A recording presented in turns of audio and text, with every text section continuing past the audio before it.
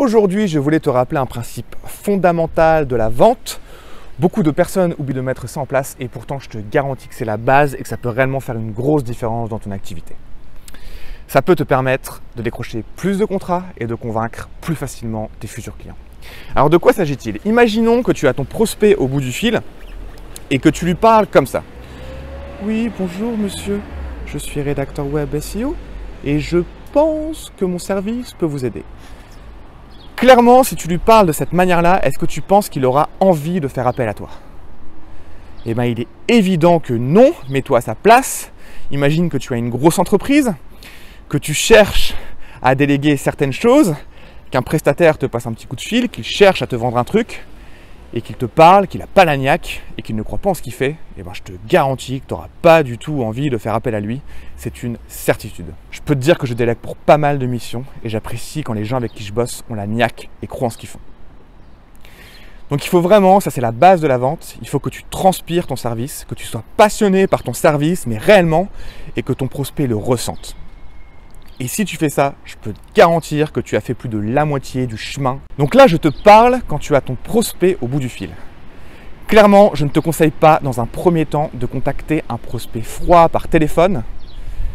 Tu vas perdre beaucoup de temps et d'énergie pour rien. Quand tu es entrepreneur, la ressource la plus précieuse que tu as, c'est ton temps. Le temps, c'est de l'argent et tu détestes quand les gens te contactent, tu ne les connais même pas et ils cherchent à te vendre un truc. Tu détestes ça.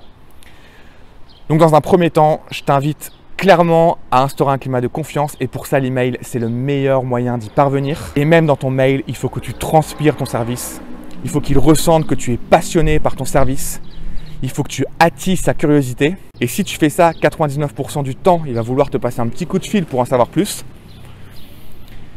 Et quand tu vas lui parler, il faut absolument que tu transpires ton service, que tu sois passionné, qu'il sente vraiment que tu peux l'aider.